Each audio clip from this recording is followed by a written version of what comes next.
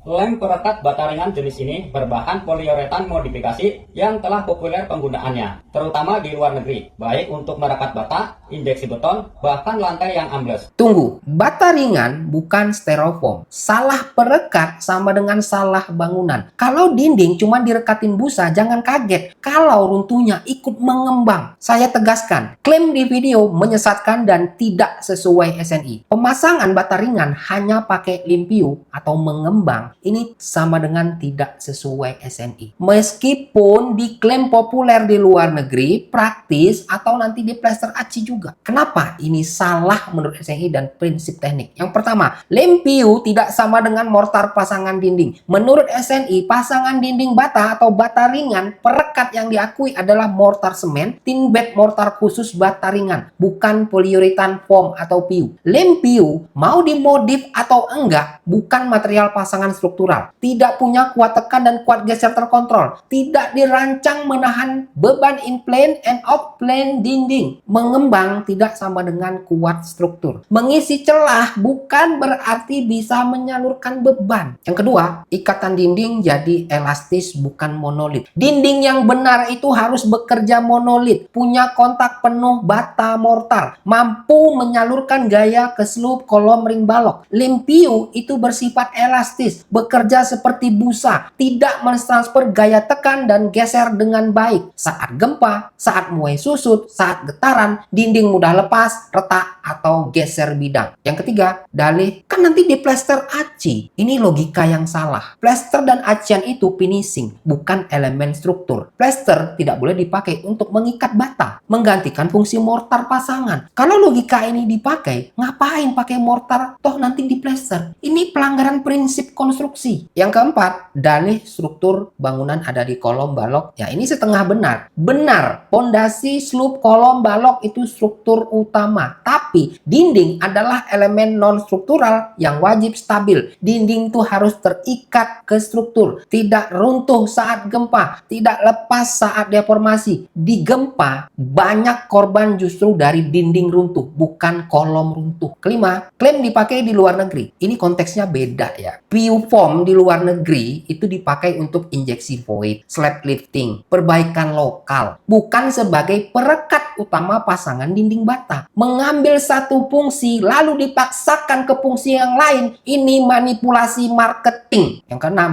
untuk roster juga tidak benar. Roster elemen terbuka, kena cuaca, butuh ikatan kaku dan stabil. PU foam sensitif UV, degradasi jangka panjang, tidak dirancang untuk beban lateral roster. Roster pakai mortar plus pengikat mekanis. Lalu gimana bang cara yang benar? Cara yang benar sesuai SNI, pemasangan bata ringan yang diakui, thin bed mortar khusus bata ringan, tebal plus minus 2-3 mili, ikatan penuh, bukan titik atau busa. Dinding diikat ke kolom pakai angkur, ring balok wajib. PU foam boleh untuk perbaikan lokal atau non struktural, tidak boleh untuk pasangan utama dinding. Jadi kesimpulannya, lem PU itu mengembang tidak sama dengan mortar pasangan. Mengembang besar itu tidak sama dengan kuat struktur. Di plester itu tidak semakan jadi benar. Klaim luar negeri tidak sama dengan sesuai SNI. Masih ngeyel? Cek dalilnya di slide berikut. Bata ringan wajib dipasang dengan mortar yang diakui SNI. Dinding itu sistem, bukan sekedar penutup. Jadi stop pasang dinding pakai asumsi. Pelajari SOP pemasangan dinding hebel, batako, dan bata merah sesuai SNI. Cek link di bio. Kalau dinding salah dari awal, plester serapi apapun bos, tetap nunggu gagal.